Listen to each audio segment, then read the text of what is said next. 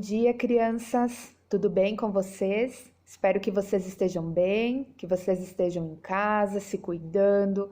Eu sei que vocês estão estudando bastante, então gostaria de dar os parabéns a vocês, aos seus familiares que vêm se empenhando bastante nesse momento difícil.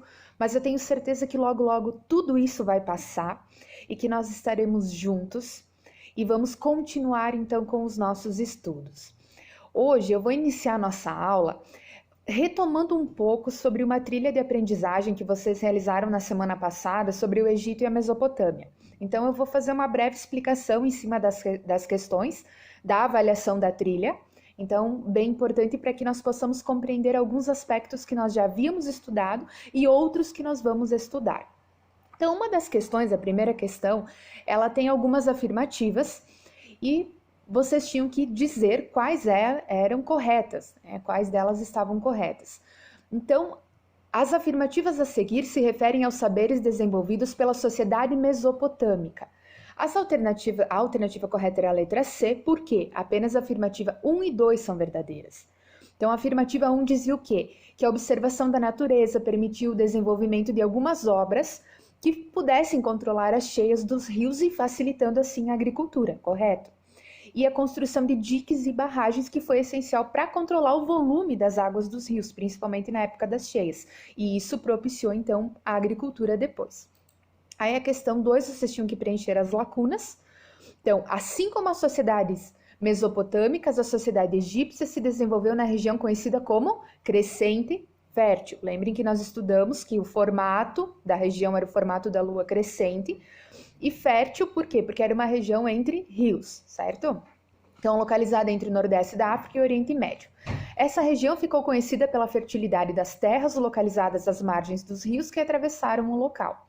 Os egípcios fixaram-se às margens do rio Nilo, e lembrando que então a Mesopotâmia é entre os rios Tigre e Eufrates, e desenvolveram um sistema de irrigação para aproveitar as águas das cheias e desenvolverem sua agricultura.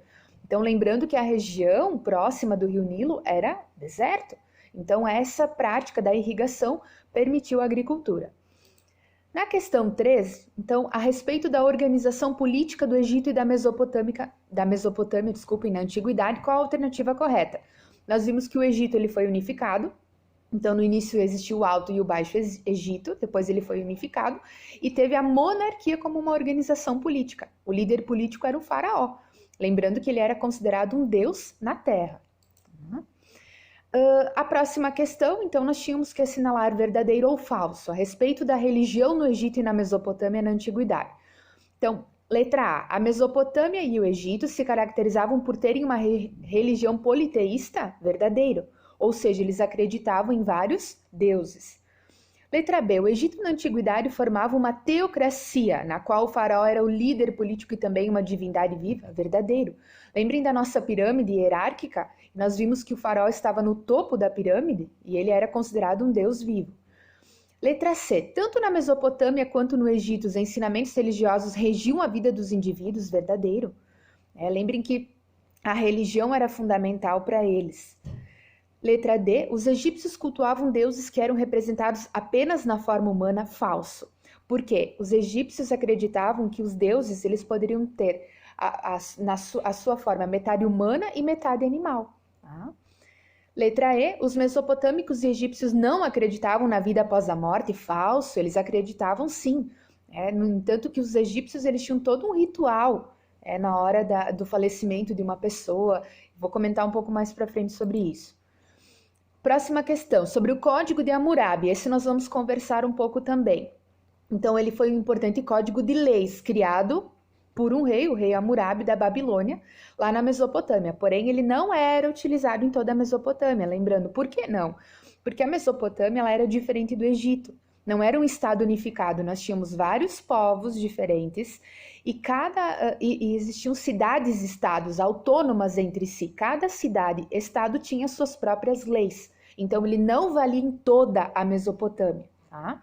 Então, alternativas corretas. Letra B, que regulamentava o funcionamento da justiça, as relações de trabalho, o comércio e o direito à propriedade. Sim, nesse código nós tínhamos todas as leis para o funcionamento das relações de trabalho, do comércio, enfim. foi registrado em um bloco de pedra e com a escrita cuneiforme. Escrita cuneiforme era eles utilizavam uma ferramenta, tá, um pouquinho pontuda, e na argila eles desenhavam, eles faziam então as escritas. Nós vamos ver também mais à frente. E a letra E baseava-se no princípio da lei de Talião. Lei de Talião é aquela história do olho por olho, dente por dente, vocês já devem ter ouvido falar.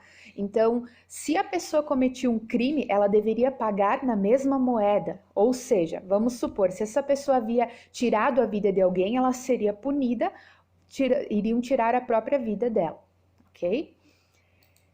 E para terminar, nós tínhamos uma questão com uma imagem. Essa imagem tinha no livro de vocês também, lá na página 37, ó. Essa aqui é a imagem que vocês tinham na questão, certo? Então dizia assim: observe uma representação do julgamento dos mortos no tribunal de Osíris. Osíris era um dos deuses egípcios. E a respeito dessa representação, assinale as afirmativas verdadeiras. Todas elas são verdadeiras. Nesse papiro é uma imagem de um papiro, uma espécie de papel da época. Estão representados deuses e seres humanos? Sim, porque nós temos aqui, depois eu quero que vocês observem no livro, nós temos então alguns deuses metade humanos e metade animais. Os deuses presentes no julgamento podem ser identificados pela representação antroposomórfica. Esse antroposomórfico é justamente isso, metade do corpo humano e metade do corpo animal. Durante o julgamento, o coração do falecido, que representava a personalidade, razão e consciência moral, era pesado. O que é isso? Segundo as crenças egípcias, existia uma balança e os deuses colocavam o coração do falecido em um dos lados da balança e no outro era colocado a pena de uma deusa que representava a verdade. Se o coração pesasse menos do que a pena, essa pessoa era absolvida. Então ela poderia reencarnar no corpo lá mumificado e viver feliz para toda a eternidade. Mas se o coração pesasse mais do que a pena representando a verdade, então essa pessoa iria para o inferno. Ou seja, um deus considerado deus do inferno é que controlaria então a vida eterna dessa pessoa, certo? Então essas são as questões. Lembrando que eu fiz uma breve explicação só para que vocês pudessem compreender então um pouco do que vocês realizaram nas trilhas, certo? Um abraço e um beijo.